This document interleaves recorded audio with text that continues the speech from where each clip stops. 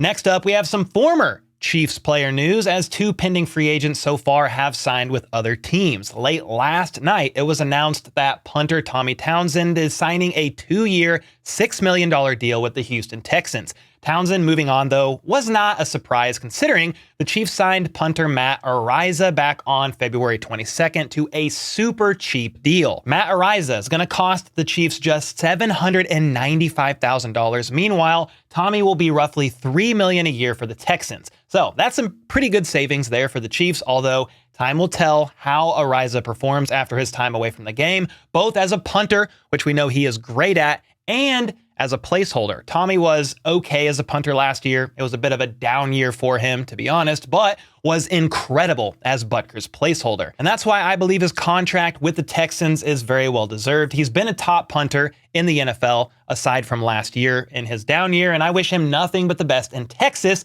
other than when he has to play against the Chiefs. Someone else I'm happy for is the 3-time Super Bowl champion offensive guard Nick Allegretti. He showed up big for the Chiefs in the playoffs after Joe Thuney injured his pec, and Allegretti himself completely tore the UCL in his elbow during the Super Bowl, but finished the game out anyway, not missing a single snap. Patrick Mahomes even called Allegretti a beast, saying, "We told him we needed him out there and he didn't miss a snap." After the season was over, Allegretti said he would love for the next step of his career to be somewhere he could be a starter, which probably meant if he could land somewhere, it wasn't going to be with the Chiefs. And the Washington Commanders came knocking on the door. Last night, Ari Mirov announced Allegretti is expected to sign with the Commanders on a 3-year, $16 million deal. So Nick gets his wish, which is awesome, but that is definitely a loss for KC's O-line depth because that man was incredible